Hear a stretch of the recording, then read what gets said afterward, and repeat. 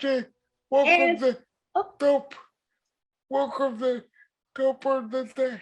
hi, how are you, bud? Okay, how are you on this? Monday. Well, this Monday has been very manic for me, so I'm glad to finally sit down and have a little bit of calm.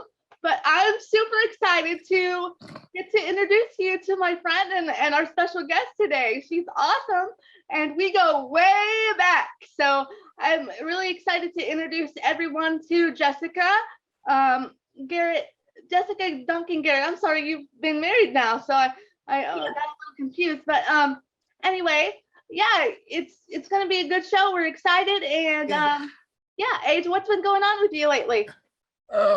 You have a good weekend? Yeah, I did. Yeah. It was hectic for me too, but it's a Monday. Yeah, it's Monday. And before we really jump into today's topic. Sorry guys, I can't talk today. Before we jump into today's topic and the interview with Jess, we really want to put it out there. We really want to send our condolences to the Petito family and say we're praying for everybody involved. And if anybody has any information, please go to your direct authorities and give it out and let these people be found. And we know some of the information's out there, so we don't want to speak incorrectly or speak badly on the topic, but we do want to send our condolences out to the family and just let everybody know that that's something that's on our hearts. And if you have any information, please get to your local authorities. Okay, you ready? You ready to jump on in? You ready? Okay, you're good. Okay, Jess. Well, I'm so excited. Again, like I said, I'm so excited to get to talk to you. We've been talking about doing this for a while, and so today's the day I get to talk to my longtime friend. We go way back. I don't want to give away our ages or anyway, but we'll talk about that a little bit. So what's going on? How are you? I'm doing good. So good to see you. And you know what? I am gonna give away our age because I just turned 40 and yes, you did. Happy birthday. Happy birthday yesterday, right? Yeah, well, what is today? The 20th? It was the 18th was my birthday. So Saturday? Yep, on Saturday. Yeah. So I'm not really worried about giving my age away because I've said it on this show before. We are both 40 now. How you feeling about that? Are you nervous about your 40th year? Or are you ready to jump into it? You know what? I was super nervous leading up to it, and it was one of those things that was like, oh my gosh, I can't believe I'm turning 40. And of course, my teenage daughter didn't make it easy on me either. They never do. Mine didn't either. Exactly. Yeah, I'm sure. She's like, you're going to be so old now. I'm like, you know what? I don't care. I'm going to own it. Yeah. But it's funny that you said jumping into 40. I know. Let's tell everybody what you've done. I'm so excited to talk about it. Yes. That's something that you and I have in common now that I've come to learn is that we both skydive now. Yes, she did. She skydove on her 40th birthday. And you guys, I mean, we have done, like she was saying, we have that in common because I did it on my 21st and I loved it so much. And I just want to hear all about your experience and how you liked it and what you thought about it. Yeah. Oh my gosh, it was so much fun. To be honest, I was really, really nervous leading up to it, like weeks leading up to it. It was funny because I would take my daughter to school in the morning and every day look at the calendar and be like, oh my gosh, Reese, I have 10 days until I'm going to jump out of a perfectly good airplane, like what in the world, but the closer I got, it was so weird. Like the more calm I got about it, the more excited I got about it. Yeah. And then once we got to the place and we met the guys that were going to take us down and learned all about it, we just like had this over, and I say we because my husband did it with me. And I think that's the coolest part is that you and your husband share the same birthday, right? Yeah, 2 days. His is the 17th and mine's the 18th. Okay. So, Awesome. Yeah, so you guys got to do that together, and that was a whole experience.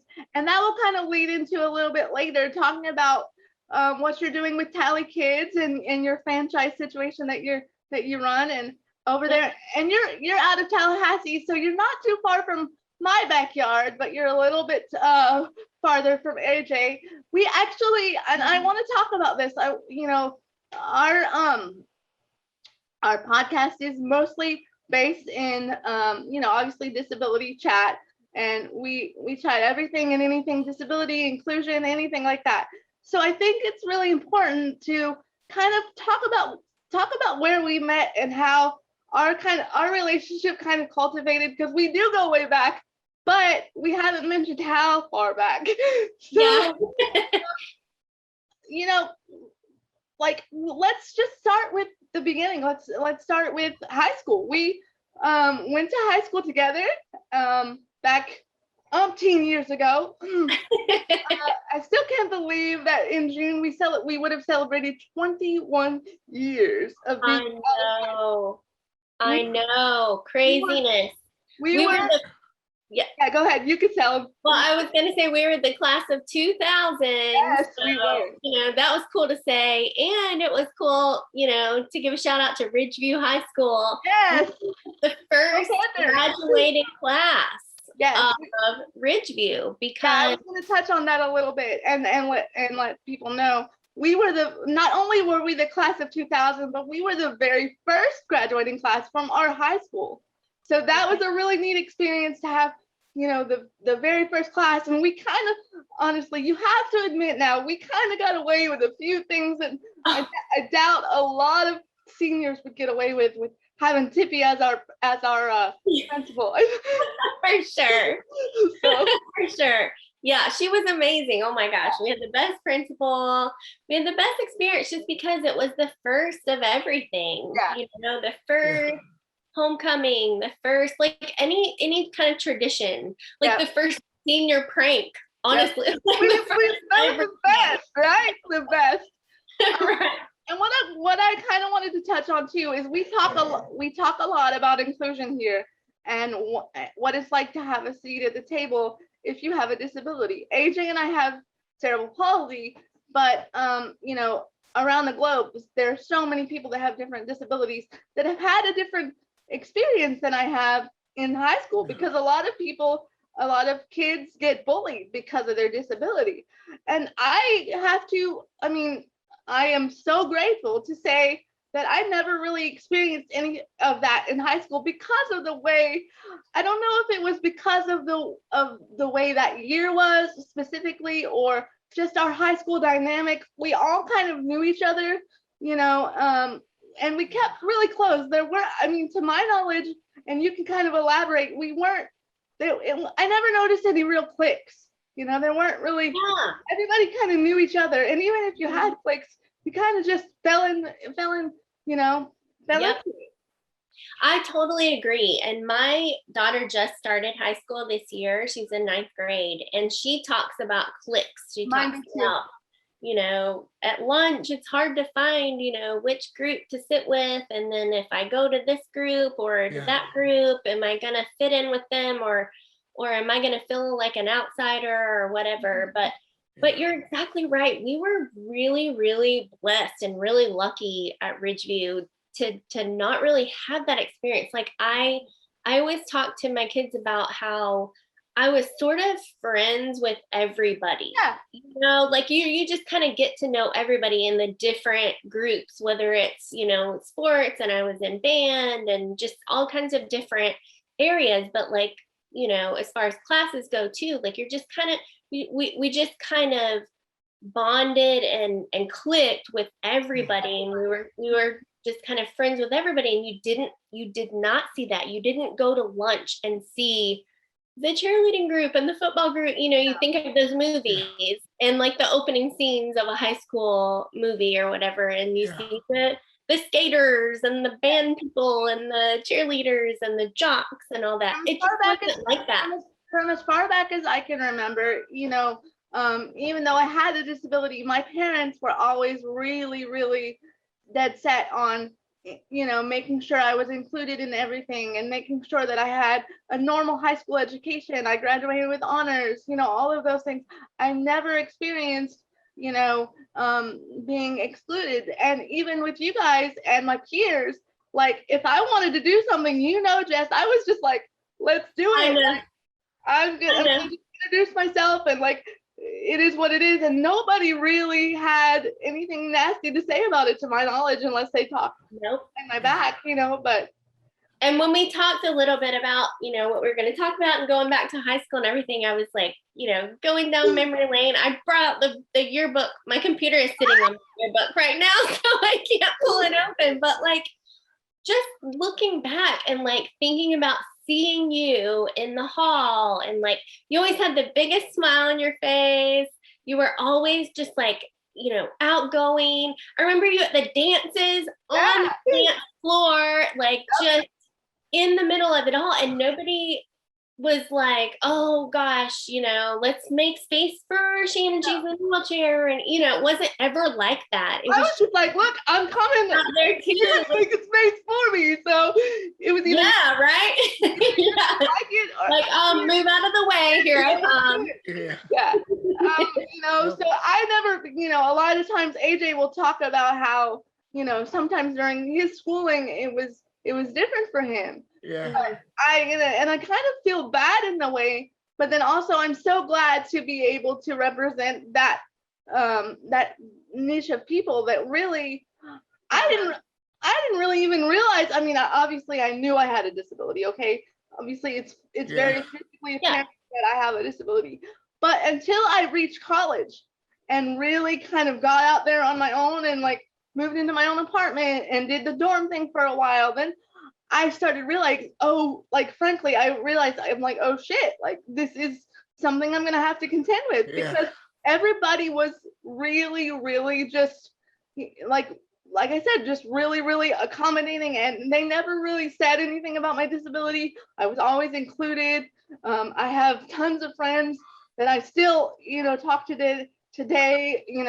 Mike Cook, him and I are still really good friends. Like, there's never been a difference for me until college. So once college hit, I was like, wait, there is something different here. I'm gonna have to kind of pull back and kind of go into advocate mode. But up until college, I never really had that experience where I was like, wow, I'm different. I mean, obviously, clearly I knew, but I didn't have to experience the side of bullying or anything like that. The negative part of it. The negative part of it all. Wow. Yeah. So let me ask you that. Like, once you did start college, what was the difference? Like, was it right away or? Yeah. It was right away because the college programs and things don't have a lot of times in high school and grammar school, you as a disabled child or adolescent are kind of shielded in a way because you have IEPs and you have different advocates working behind the scenes for you. Yeah. And I never really had that because my family was like, you're gonna fight for what you want on your own. We're gonna get through. So I never had all the extra things that come along with being a disabled adolescent or a disabled child. I just did what I wanted to do. I made good grades, and that's what it was, because that's what my family wanted for me. But going into the college setting, it was like, wow, because I had to fight. I had to learn how to be an advocate for myself. A lot of times, I know you've seen me go out of the classroom when we had classes together and take tests. And that was one of the things that I had built into my high school experience that was not built into my college experience. So I had to fight for, Oh yeah, like it was just a given in high school. It was just kind of handed to you. Whereas once you get older, you have to fight for yourself because just automatically handed to Because you. those things are no longer provided once you transfer out of a high school setting. Nope. Because why? A lot of times, and they're not provided, and let's be real, because a lot of people don't think that once you age out of high school, if you have a disability, that you're going to go on to a college career. You know, no, a lot of people, and now, you know, now it's changed because of the ADA, and we've gotten better with it. But a lot of times back in those days, you know, people were like, oh, "You're disabled and you want to go to college? What?" Oh, wow. You know, well, we don't know how to help you. We don't have the right tools to help you and provide you with a well-rounded college experience. Yep. So you're gonna have to do it yourself, which I did. Oh yeah, you did. Yes, ma'am. And then also, you know, the same thing goes for, you know, just normal life. You know, people don't assume that I would be married and have a husband and children. What? Like, that's crazy. Like, is it possible? Yeah, I have, like, my girls are teenagers now too. They're 14 and almost 16 years old, and that's crazy to me. I know, right? But, that's so cool. I just, you know. But yeah, like, why would you know, you think people would assume that you don't want those regular things as well? Like, that's just part of life, you know. Because people don't look at us. Are kind of closed-minded, yeah. Yeah. Still today, even in 2021, people do not see us like we see ourselves. Yeah. Or like the community sees ourselves, because we are to us and to the community, we are, you know, citizens. We pay taxes. We, you know, we have jobs, you know, and yes, some of us have to use the system assistance, but I mean, you have to feed your family, right? So, but a lot of people still to this day don't see us as normal, you know, society dwelling people. Like, they just see us as different, and it's there's always a segregation there. Yeah, absolutely. And I think one of the things, I mean, you know, obviously I never, you know, saw you as different, or, you know, and there were other, like, what is her name? Leanne? Yeah, Leanne Shannon. We actually, you know what's funny is that I'll tell you a story. We actually, we didn't really get along in high school because her last name was Shannon. Yeah. And she was the Paralympic girl, and I was the cheerleader, you know, and so people would ask her, "Hey, are you the cheerleader girl?" And she'd go like, "No, I'm the Paralympic. Oh, wow. I've been to Paralympics." And then people would ask me like, "Hey, have you been to the Paralympics?" And I'm like, "No, I'm the cheerleader." And they're like, "Oh, you're that one." I'm like, "Yeah, I'm that one." They're not mistaken for each other. I never even knew that. Wow. Yeah, we were mistaken for each other, but as time went on through the years, and I've lost touch with her because she's gone on and done great things with her life, which amazing. She's a doctor now. We actually lived together as roommates for a while. Which was, yeah, we started to, like, we just bonded over different things, and we spent a lot of time a few years back together before I met my husband. Before all of that, we actually were roommates for a while. So yeah, we now, you know, even though we didn't really like each other, and then I think more so it was not really knowing each other that well, you know, and then we kind of realized who each other were as people, and we were like, hey, like, and she, you know, she and I used to go to the mall and get our wheelchairs out, and she can drive, so it was a new experience for me learning from her, and I learned so much. Even though we're about the same age, I learned so much on still being that much more independent from her. So I give her credit. But yeah, Well, that's funny you mentioned that she can drive, because that's exactly what I was about to say, is that I had a class with her and it was driver's ed. Yeah. And, my senior year and her, yeah, I started late. I didn't get my license till late, but I still don't have it. So or no, maybe it was my junior year, because it was that first year. Together. She was behind us 1 year. She was 1 year behind us. Yeah. And she took driver's ed with us, and nobody ever noticed any wheelchair, nothing different that she had going on at all, until the actual, like, okay, let's get in the car and go practice a 3-point turn kind of thing. And then it was like, oh, Leanne can't do that, because she's got to have the special things with her hands and everything. Mm-hmm. But that was the only, it was just kind of like one of those things that was just totally invisible. You don't think about any kind of disability or wheelchair or anything at all. It's cool that you say that it was totally invisible, but I think that comes from the mindset that I mean, I have to say, I always want to go back to this. Like, we were such a close group. I mean, we only had, in the grand scheme of things, we only had 262 kids in our class.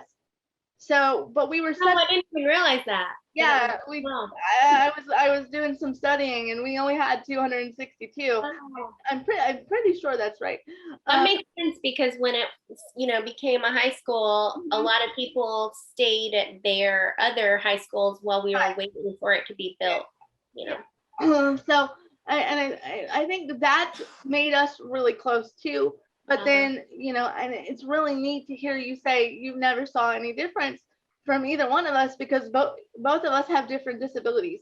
She was paralyzed when she was a baby, and had a different experience than I have, being born with CP. So CP is completely different than paralysis, but we kind of meshed experiences and kind of learned about. And don't get me wrong, like, I don't want to, be cliche and say, oh, the wheelchair was invisible, I never even saw the wheelchair. Like, you hear people say that, like, how can you not see that? Yeah, that's what I said.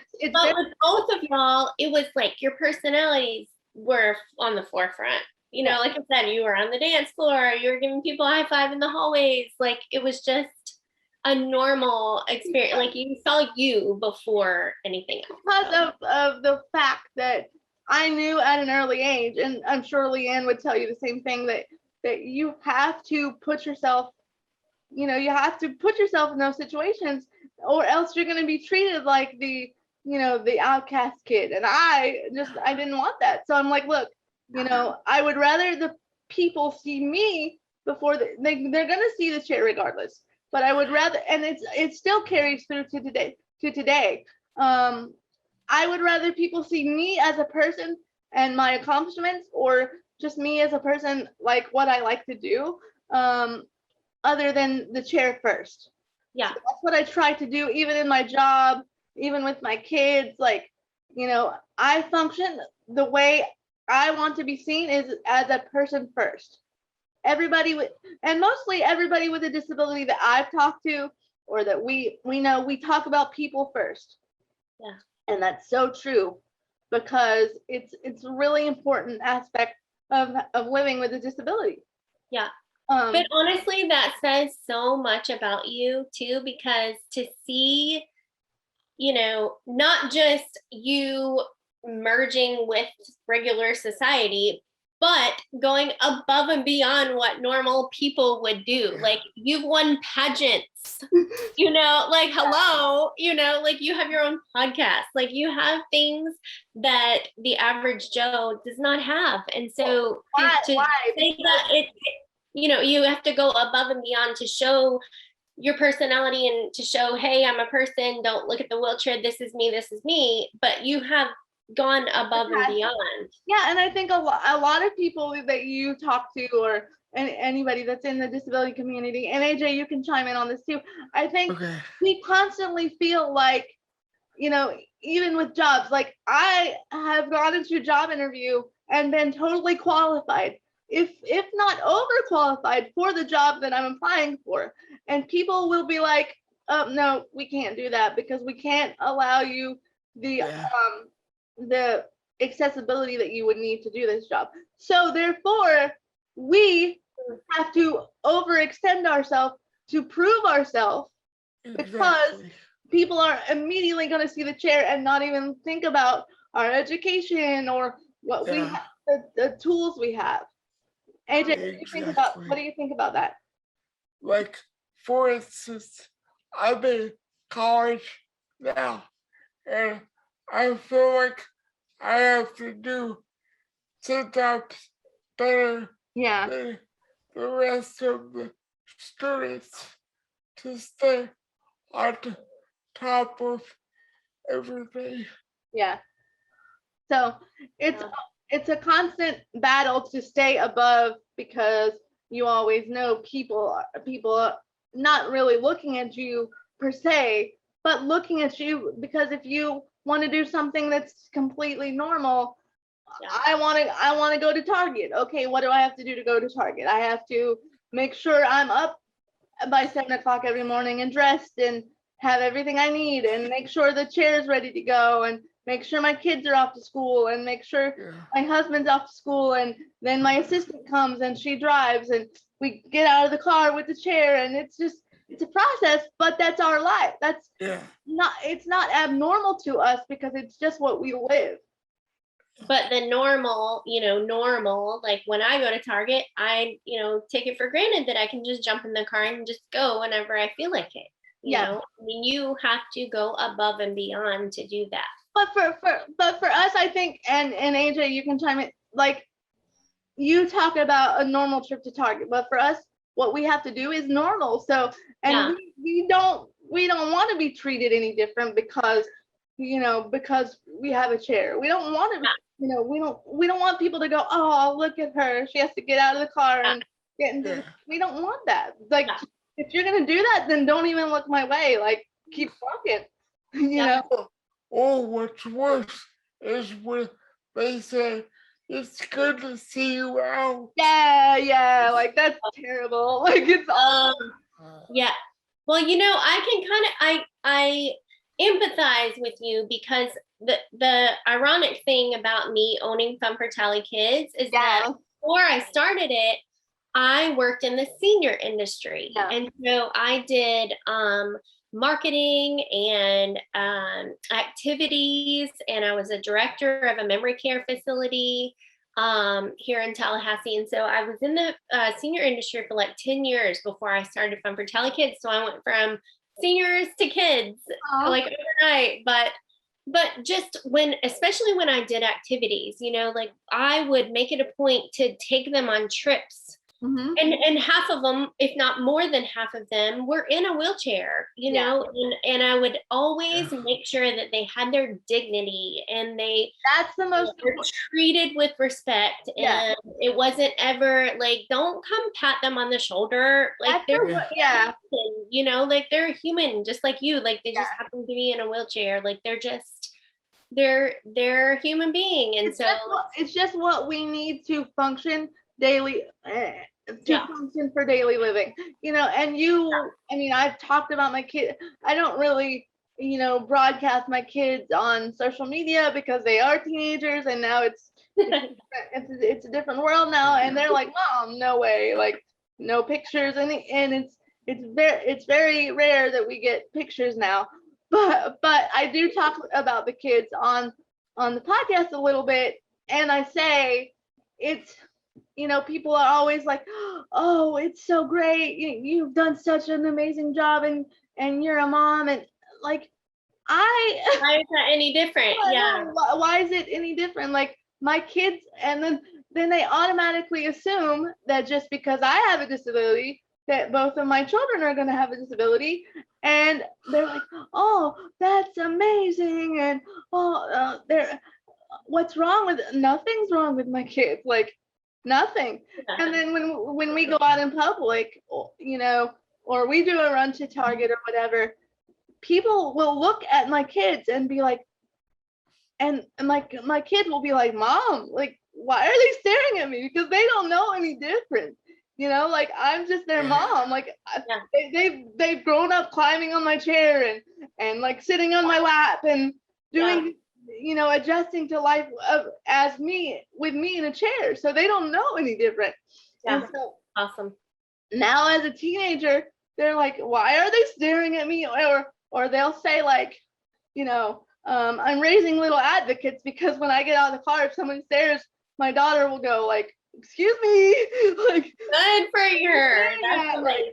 Yeah, that's awesome. and they've come up to them, or we'll be out to lunch or something with my husband, and they'll come up and they'll be like, well, what does your mom want to drink? And they're like, I don't know, ask her, like, Yeah, right. Yeah. And yeah, then, like my daughter, when she was little, when I was 10 years ago working in little, she was when she was little.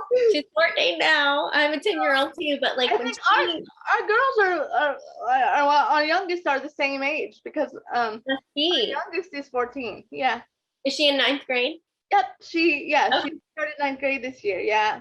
Yeah. So that's her age. Oh my gosh, this is really, really awkward. Yeah, it's weird. When she was little and I was working in assisted living, she would come up there all the time. We would have like Christmas parties and different things for holidays, and especially when I was doing activities with them, it was like just a normal thing for me to bring her up there, because in any kind of elderly assisted living, like senior care area, if a kid or a dog walks through the door, they love them. It's like, oh, kids and puppies.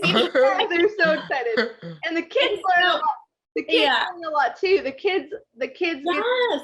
And that's what I was gonna get at, is that Reese, she grew up just not even, there was no stigma around it. There was no like, oh, this is different, mommy. Like, she would come in and run in as a 3-year-old and just climb up in the lap of somebody in the wheelchair and like grab their oxygen tube and be like, what does this do? Like, she was super curious, and like she just kind of grew up with that. Yeah. And it's amazing now because she, my father-in-law, my husband's dad, has MS, so it's multiple sclerosis. And so he was diagnosed in about 2000, and over the years has gotten worse and worse. And he, went from a 6'4" man walking around, selling pharmaceuticals. That's what he did, to being in a motorized wheelchair. Like, he basically cannot, do activities of daily living, like feeding and dressing and bathing and everything. And so it's kind of cool to see, my kids having grown up with being, around that and experience with people who are already in a wheelchair, and now their own relative is, and they're, oh my gosh, it's like their big time role model. Like, it makes me choke up because he's like their hero. They were, when my husband and I were down skydiving, they were hanging out with them, with my in-laws, so cool. and playing dominoes the whole time, and like just hanging out with them. Like, that's what they do. And if it's made to be their norm, then they don't realize any different, exactly. And I give you kudos for raising them, to not realize there's a difference, and bringing them into that kind of a situation. And like I said, it's been really, it was really kind, like I talked about, the college experience with me was a little bit different. Well, when I had kids, I obviously know what it means to be pregnant and that whole experience. And I had a like normal pregnancy, two easy peasy C-sections, and they were beautiful and healthy kids. But when I got them home and I realized, I'm like, oh, they don't come with manuals. Like, what? Oh crap am I going to do? But you're okay. Go ahead. He's fine. There's my son. Yeah. What? Are you hungry? Go ask Daddy. I'm busy. We'll go ask Sissy. It's fine. Sorry. It's real life here. It's okay. But you might see my dogs or my cat or my kid or my husband walk by, so no worries at all. Yeah. But yeah, I talked about that college experience, but it kind of was the same kind of thing when I brought my kids home from the hospital, because I'm like, oh shit. Like, not everybody has that experience, you know, like first time moms have that experience. But see, like learning to function with them taught me that I'm capable of a lot more than I even thought, because you know, you have to figure out how to whip them out of the playpen and figure out how to give them bath and make it work for you. And by the time my daughter was a year old, she was like, she knew that I couldn't reach down and pick her up fully out of the playpen. So what she would do is stack her toys up high enough to where she could she could stand on something and I could lean that far over and pick her up. And she adapted to that. That was her normal. She would, and I could like they have adaptive cribs these days, and adaptive, you know, things for moms in chairs these days. But now, you know, 14 years ago when I had my kids, or when I ended having my kids, they didn't have all of those things. So we had to adapt to certain things. And again, like learning to pick up, you know, Macy out of the crib, and, you know, oh, I can't get all the way down in there. So what would she do? We take pillows and she'd step on pillows and like get high enough so I could reach in and pull her out. And then she'd sit on my lap with a seatbelt around her, you know, and you know, and when she was 2 and 3, they loved my chair because they thought it was a jungle gym and they got to climb all over it, you know, and they would climb up on the back and reach their cups and things like that. If I couldn't reach it, they, Mommy, I get it. And they would reach up and climb on the back of my chair and reach up and grab the cups and things like that. And honestly, they were probably super proud of that. Like, yeah, they did. Moms are like, look, my mom has a jungle gym. You know, like they love it. Whole of Reese, like climbing up on Big Daddy. That's his name. That's what they call him. Climbing up on his chair at Grandparents' Day at school. And I have pictures of her friends like riding on the back, like jumping, you know. And it was like, she was so proud of her Big Daddy. Like, look, my Big Daddy has a chair and your Big Daddy does not, you know, like that's the same kind of thing. It was just, it's what they've known. So that, you know, it was their normal. And now, you know, now as teenagers and going through high school, they're like, Mom, we like, and I'm like, it's okay. You know, it's all right, babe. You know, people just don't understand. That's why we have to teach them. So immediately, not only am I an advocate, but I felt like I was raising little advocates because they would learn, you know. Yeah, just inherent, like what they grew up to know. Like, and I was really nervous, you know. I was super excited to have kids and be a mom, but I was really nervous. I was like, how am I going to do all of it? And it's so cool how kids are so adaptive, and they learn from their surroundings, and they just did. And nobody taught either one of them to climb up on my lap, but they inherently learned, and they've done it. And now they're like, they're so grown they can't even sit on my lap anymore, and I'm kind of sad about that, but but they try. Oh yeah, they try. Yeah, they still try. Yeah, AJ's right. They're kind of, AJ, we've known each other for 11 years now. 12 years. Yeah, so they grew up knowing AJ as Uncle AJ. So yeah, they definitely still try to do those things and think it's funny, but yeah. That's awesome. Could you tell us a little bit about Tally Kids? Yeah, we're gonna get into that. So we graduated high school and we kind of parted ways. So what happened with Jessica after that, and how did Tally Kids come about? You talked about, you know, being in the senior sector, but how did Tally Kids come about, and where did that originate from? Yeah, so like I said, I worked about 10 years in the senior industry, and in that time, that's when I had my kids. And so I found this local website and local Facebook page that I would follow called Fun for Tally Kids, and I followed that for about a year. And I always kind of knew that it wasn't local because they would post things on their Facebook page like, it's a great day to go to a playground. Here's a list of all the playgrounds. And it would be like pouring down rain outside that, like, Yeah. I'd be like, oh, they're not from here, So I kind of knew that it wasn't a local thing. But I kept following them, finding events and different activities and fun things to do with the kids. Yeah. And then all of a sudden they posted something that said, hey, by the way, this is a franchise and it's up for sale. Oh, and wow. Anybody local, especially if you are a local mom that is looking for a way to work from home, here is your chance. And I was like, oh, sign me up. Right? Like me. That's pre-pandemic too. Yeah. Yeah. That was like a, right place at the right time kind of thing, and ended up buying it as a franchise. And once I did that, I learned that it started in Gainesville, of all places. Fun for Gator Kids. Yeah, go Gators. Jess, I love you. I love you, and I respect the Tally Tomahawk. However, go Gators. I didn't realize that's where you went.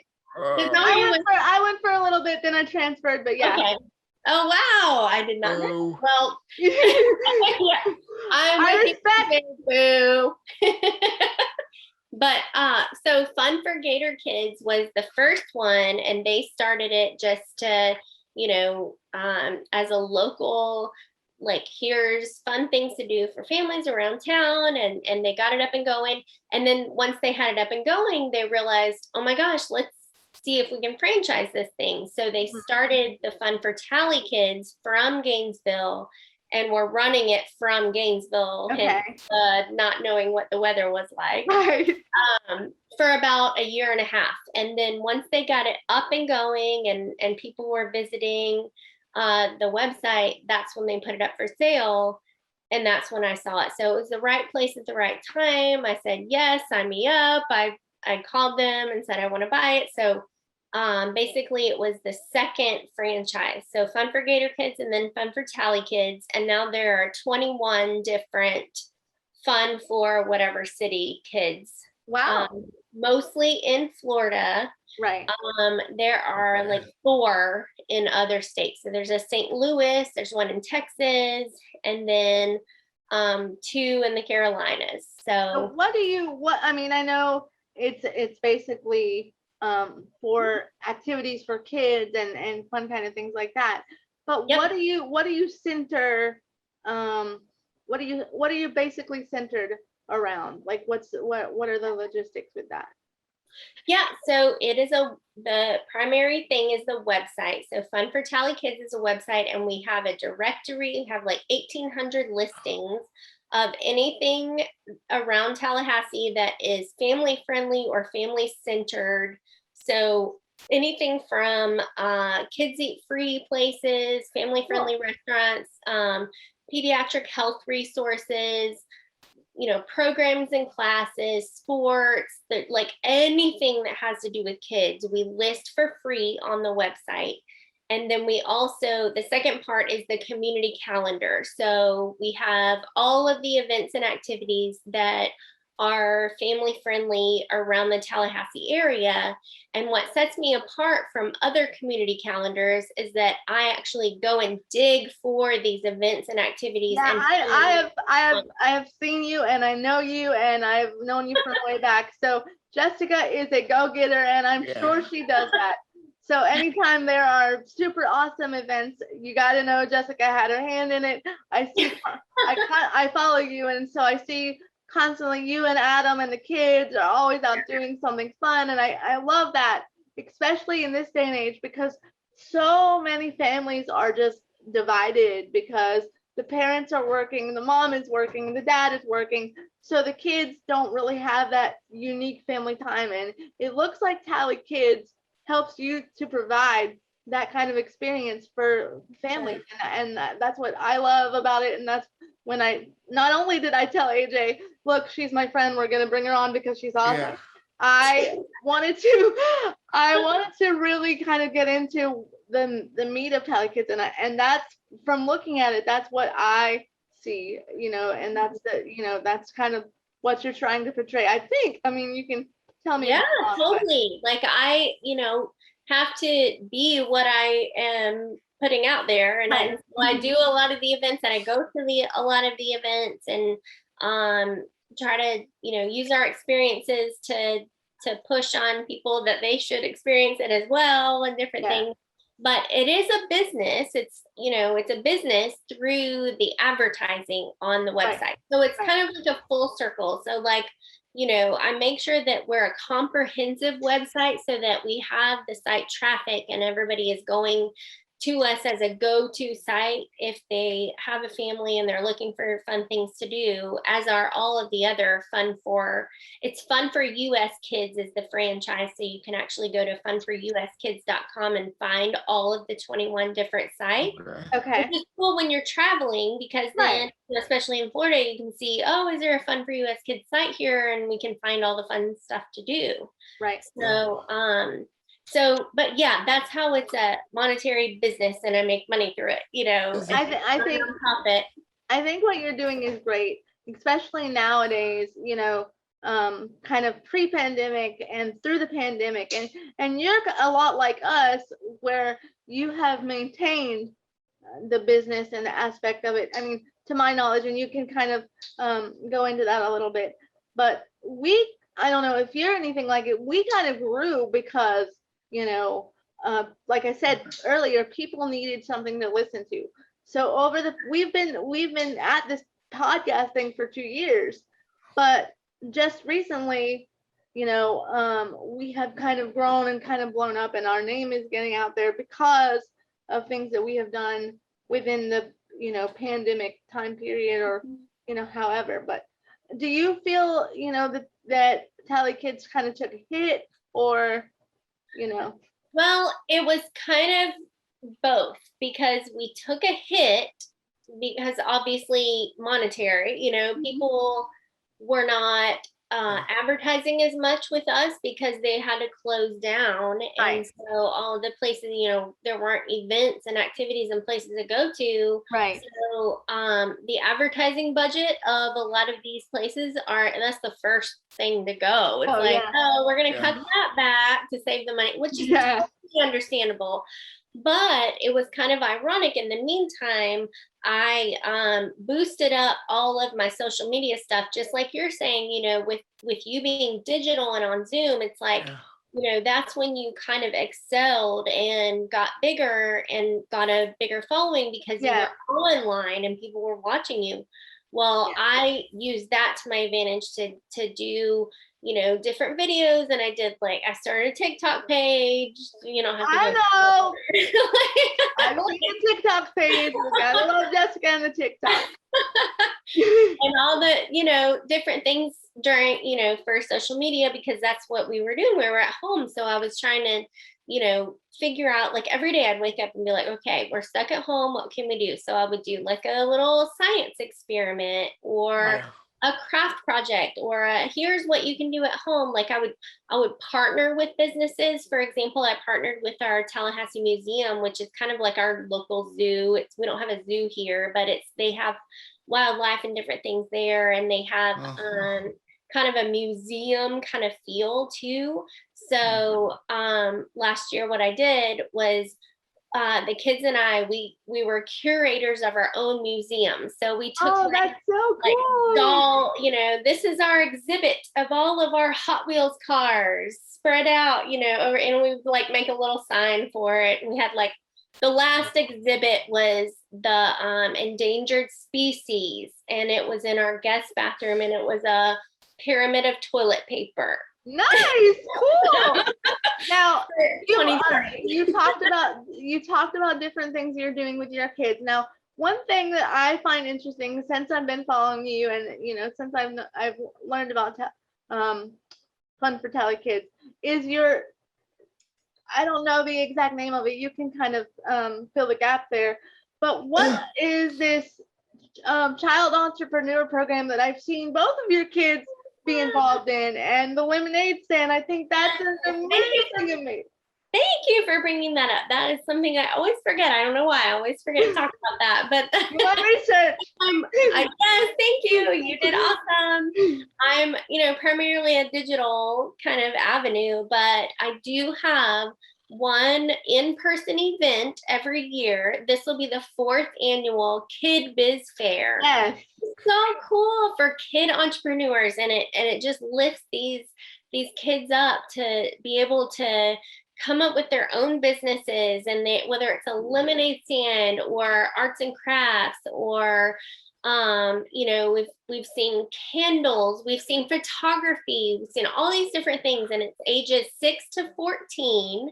So I didn't want to extend it past 14 because once you're in high school, that's like, it's not cool. They have legit businesses. Yeah, and it's not cool it's not to be cute anymore. It's not cute anymore to be a part of something because they're doing their own thing. Yes, so, they're making more money than us, I mean, isn't that true, right? High school entrepreneurs, oh my gosh, they start early these days. My kids are into everything. Like they have, my kids are going to a charter school, but they have not only are they into so many different things, but they have so many extracurricular things that are going on that they are so busy. Like I thought I was busy. I thought I was busy not getting home until like 3:30 or 4, but my kids sometimes don't get home till like 5.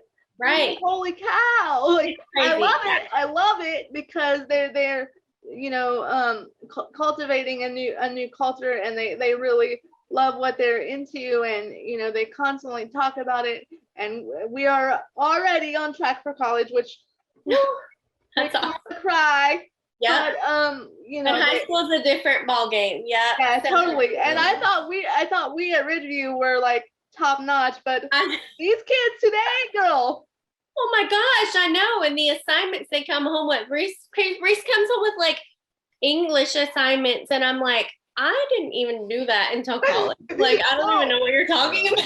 Common Core math. Yeah, no. Ooh, that's like, no. I was an English major, so she comes home with her math, and I'm like, sorry, I'm sorry, I cannot. Go to your daddy. Like, no. Exactly. But anyway, I didn't even do that well in that. I did okay, but this Common Core math, girl. Whew. But luckily that's going away. So yes, praise God. Anyway. Oh Lord. But anyway, just kind of talk about that a little bit. I mean, I really love that. I think that's and that's something that I kind of spoke to. So fun because the first 2 years, so this will be the 4th annual. The first 2 years, we actually made it a competition, and I had judges from the community, like community leaders, come in and judge them. And it was like, the best presentation as a business, the best business idea. There were like different categories and different age levels. But this 3rd and 4th year, last year I started this idea of just, forget the judges. We don't need to have them in place. Like, let's just let these kids come out and showcase what they're doing, right?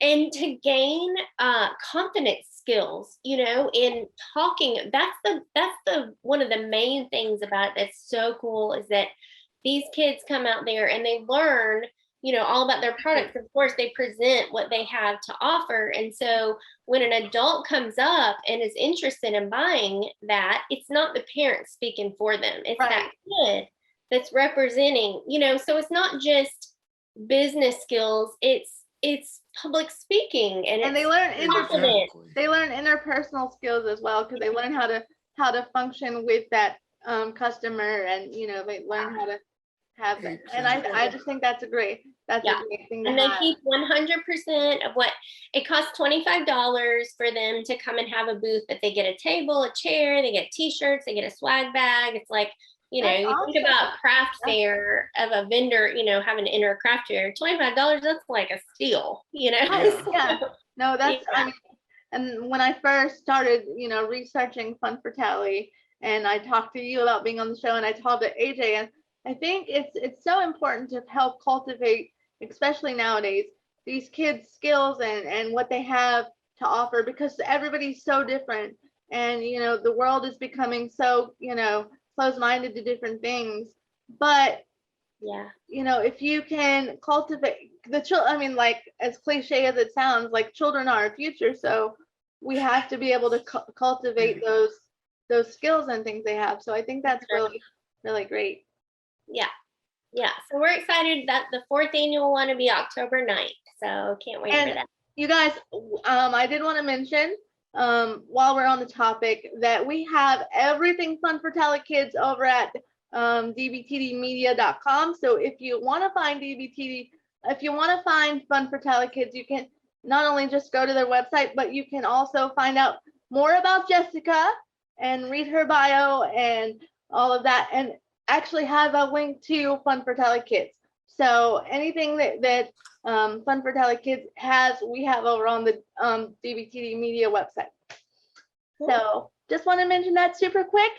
Well, Jessica, I am so excited that you came on, and I want to talk about doing different projects with you. And I know, AJ, you kind of, again, let this week be a girls' week, but do you have any questions for Jessica?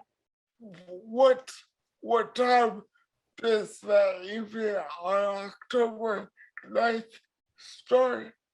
Yep. And where can people participate? Yep. So it is at a place called Bannerman Crossings on October 9th. That's like a local kind of shopping center. It's an outdoor space, so everybody's spread out and social distanced. It's from 1 to 4 on Saturday, October 9th. And you can obviously go to Fun for Telekids to find it.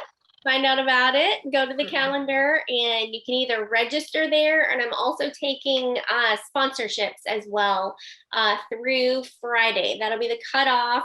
If you want to sponsor, that'll be the cutoff to be on the t-shirt and the signage and everything. If you want, I mean, and I'm just putting it out here, like, this is off the cuff, we haven't talked about it or anything, but if you want DBTD or Don't Burn the Day to kind of help out with you with that, we would love to be a part of it digitally, however we can help you get the word out. Okay, awesome. Yeah, we'll definitely talk about that further. Yeah, we would love to do that. And then we have a couple disability related rapid fire questions that we typically ask just to keep you up on your knowledge. So AJ, you want to ask your favorite question and see how Jessica fares? Yes. Okay. Go for it. What does diversity mean to you, telekids, or just yourself in general? So Jessica, we like to preface this question by saying, a lot of times in the disability community, we hear buzzwords like inclusion, diversity, things like that. But a lot of times, every person defines them differently. So when we have guests on the show, we like to ask them, what specifically does diversity and inclusion mean to you?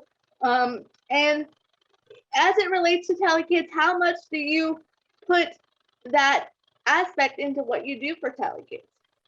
Okay, awesome. Well, obviously diversity is, different types of people, but inclusion is including everybody. Yeah. But the main thing is, are they sitting at the table? That's one thing. Like, are they at the table? Like, that is overall inclusive to me, is that it's not just, we're, showing inclusion because we're offering this and this and this to different types. It's okay, who's at the table, basically. And with Fun for Telekids, we put all of the events and activities that are out there, that are kid friendly. And so, one thing that comes to my mind is we have something right now in Tallahassee called Sportsability, and it's so cool because it's it is right now is their kickball season. And so every Thursday it's like that you can buddy up with somebody who's either in a wheelchair or has any kind of disability or might be blind and, you know, wants to play kickball or whatever. They buddy up. Yeah, I actually was on a back in the day we called it a challenger league, and I actually was on a challenger league that was like that for baseball when I was growing up before high school. So it's fun to see these different kind of offshoots of those programs. I mean, even though we, you know, I had it in the early days, but it's fun to see how much they've expanded and brought different types of kids in. So yeah, that's nice to know. And yeah, so talk to us about, I mean, how, and I know, and I'm not saying that, you know, I think you should, which I always think you should, but how much of your events for Fun for Tally Kids do you think can be participated by kids with disabilities? I mean, oh my gosh, there's so many. Like what, you know, just a short answer, you know, there's those that are specifically for people with disabilities or any kind of illness or something like that for sports ability. But anytime we add events to the calendar, that is open to anybody and everybody. Like it's open to everybody. So you know, unless it's something specifically that you cannot participate in, whether it's, you know, a swimming event and you just absolutely cannot get in the water, or, you know, that just first comes to my mind. But like just, you know, different things that that you absolutely cannot participate in. You can definitely go through the calendar and see that it's inclusive of everybody. So if a parent came to you and said, my kid's in a wheelchair, or my kid has CP, we want to do this, but we're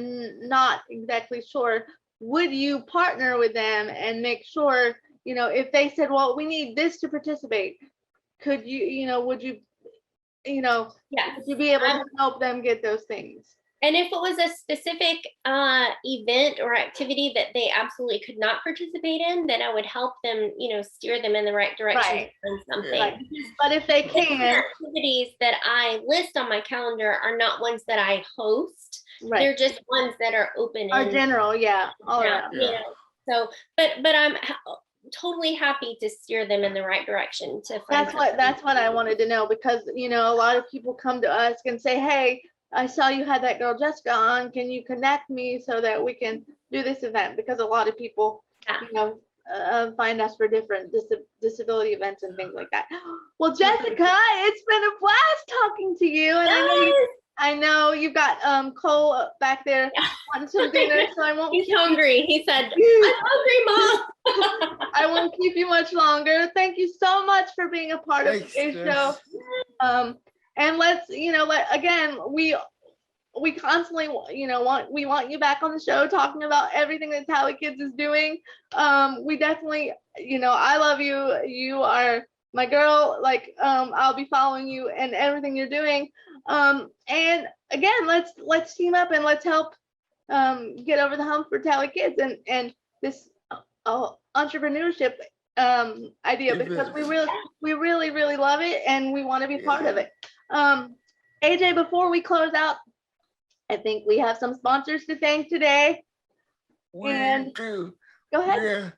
We have the CP conference October 1st and 2nd. Yeah, you guys, we remember that you can still get registered over there at cpconference.org for free. So make sure you go and do that. It's coming up pretty quick. October 1st and 2nd. We'll be a part of it. And I know there's tons of different great speakers. I know you've seen it all on our social media, but please consider registering, because it's going to be a good time. We also have Friendly Shoes. Yes, our boys at Friendly Shoes always do us right with great adaptive shoes. And if you've seen the ones that we have, I don't have mine close by, but they are stylish, they're comfortable, they're adaptive. They have really neat zippers on the side in case you have dexterity issues and you can't tie shoes. They have a really neat zipper on the side. You can just pull it up. And if you want brand new shoes, and I think, AJ, that they have a new line coming out for kids, so look out for that. That's coming soon. Go ahead. And we also have our discount code that could still be used for those shoes. Yeah, at pattyandricky.com. We still have our discount code that is working. And you can get 10% off your entire order over at pattyandricky.com. And Patty, those of you who don't know what Patty and Ricky are, which I don't know why you wouldn't know because we talk about them all the time. They are the biggest adaptive fashion marketplace on the internet anywhere. And you can absolutely go and use our discount code DBTD10 for 10% off your entire order. And that also means that you can get Friendly Shoes for 10% off because they carry them over there. Or anything else. Yeah. Site-wide. So. Yep, that's right. And I think we have some new stuff coming down the pipe a little bit, AJ. Maybe our holiday initiatives are going to start. We're going to start rolling out some holiday initiatives and some things that are going on. Oh, we wanted to say goodbye to Jess, but I guess she had to roll off really quick. But I will say goodbye for her and thank her again for coming on the show. Jess, you're amazing. We love Fun for Tally Kids, and thank you for coming on. AJ, before we close out, you have final thoughts about today's show? Today's show was great. Yeah, you like it? I think Tally Kids is an interesting concept for anyone that's in the Tallahassee area. Yeah. Look it up, TallyKids.com. Yeah, look up Fun for Tally Kids, and just go search their website because they've constantly got things going on all the time. You can even catch Jess on social media giving weekend updates about what's going on every weekend and things like that. So again, thank you to Jessica Duncan for she's back. Okay. We were saying thank you, and I was no technical problems. It's okay, we get it. So we finished up with our sponsors, but we didn't want to thank you again for coming on the show. And any final thoughts before we kind of wrap it up?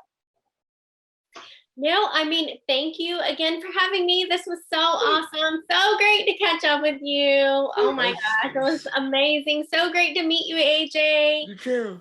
You guys are doing such great things with this podcast, and I can't wait to continue watching all the guests that you have. So kudos to you. Yeah, thanks guys. And remember to go over either to our website and check out Fun for Tally Kids. And like AJ, you want to repeat kind of what you're saying? Because I know Jessica would love to hear it, but she didn't get the chance to.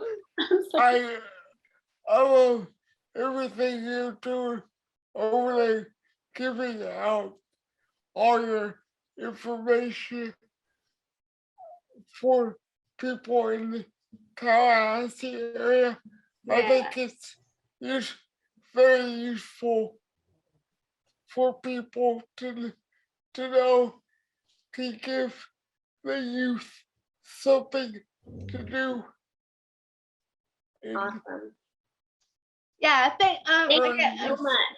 Again, we just want to thank you so much for coming on. I know this is going to be helpful to so many parents and so many kids, and give kids kind of a roadmap to what they can do. And I already talked about your weekend updates, how you give what's going on in the Tallahassee, the list of things that's going on for as far as Fun for Tally Kids.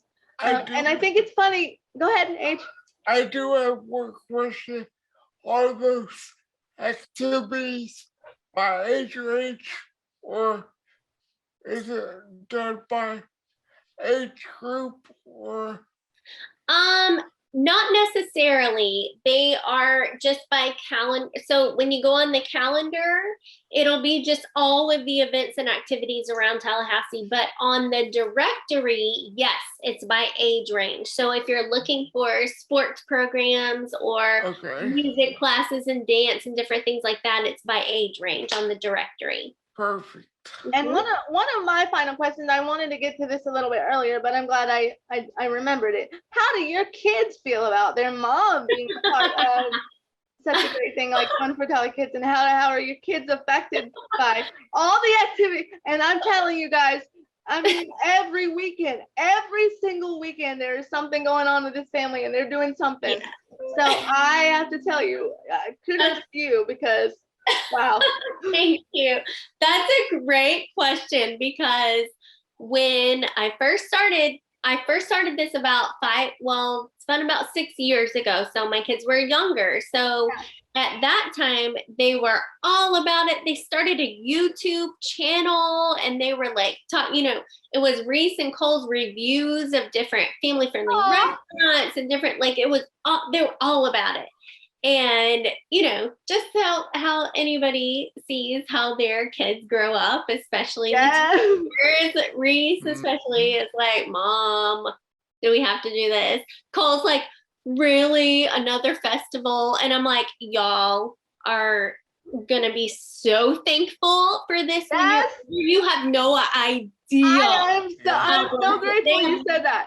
I'm so happy you said that, because my kids go through the same thing. I'm like, yeah, listen, like, there's certain things that we do, and they're like, oh, and especially when I was doing pageants and I did Miss Wheelchair, I had to travel so much, and like, they would, sometimes they would be a part of it. Most of the time they were home with my family and stuff, because I had other work commitments and things. But they're like, Mom, seriously, you have to go on a plane again? Like, you have to buy another dress? Like, what? Right. Come on, we have to come. I have no idea how awesome this is. You will know. We have to go to another photo shoot with you in a crown. Like, what is this? Right. Exactly. And they will see, because a lot of, like I said, the Fun for Tally Kids is a business through the advertising. And so there's a lot of places that don't have a budget for advertising, or they're just not in a place to pay for an ad. And so anytime that happens, I say, well, would you like to barter? I have 2 kids. And so I haven't paid for a summer camp or a birthday party in How great is that? years. Like, awesome. When they are my age, they're going to get it. It's going to be like, Mom, you were so lucky. Mom Hack 101, right? Mom Hack 101. Exactly. I love that, though. I love that. You have made it work for you, and I love it. Totally. Anyway, we are wrapping it up, and so I wanted to say once again, thank you, Jessica, a million times over for coming on the show and being a part of it, and just we love hearing about what you're doing, and I personally love catching up with you because it's been a while. We are a little bit older now, got a few. I know, 20 years. Oh my God. I know. Right? We have teenage kids. It's crazy. I look at them, and I'm like, there's no way. Like, there's no way. Like, when did this happen? Exactly. Yeah. I still look at myself as an 18-year-old, right? Yeah. So you're doing amazing things. I'm proud of you. We may have may have a few years on us, but I think we've done pretty well for ourselves over the years, and I'm still super proud to know you and be connected to you. So thank you again for coming on, and let's do something in the future. Collaborate. Yeah, totally. I am all for it. Yeah. Thank you so much for having me. You're welcome. And you guys remember that this will be available tomorrow. That's Tuesday. So Tuesday on YouTube, and AJ, you're gonna upload the podcast tomorrow along with it. So you can hear the actual podcast. And if you're a visual person and want to see the video, go over to our Don't Burn the Day podcast channel and check it out on YouTube and subscribe and do all the things, because we are trying to build a family over there. We're gonna go. Hit the notification bell. Yeah, hit your bell. Make sure you get notified every time we upload a video. You guys, thank you for AJ. As always, it's been a pleasure, my buddy. No problem. And like, you wanna finish this? You wanna roll us out for this week? Like we always say, guys, don't burn the day. Have a great week, everybody. We'll see you next week. Bye, Jessica. Bye.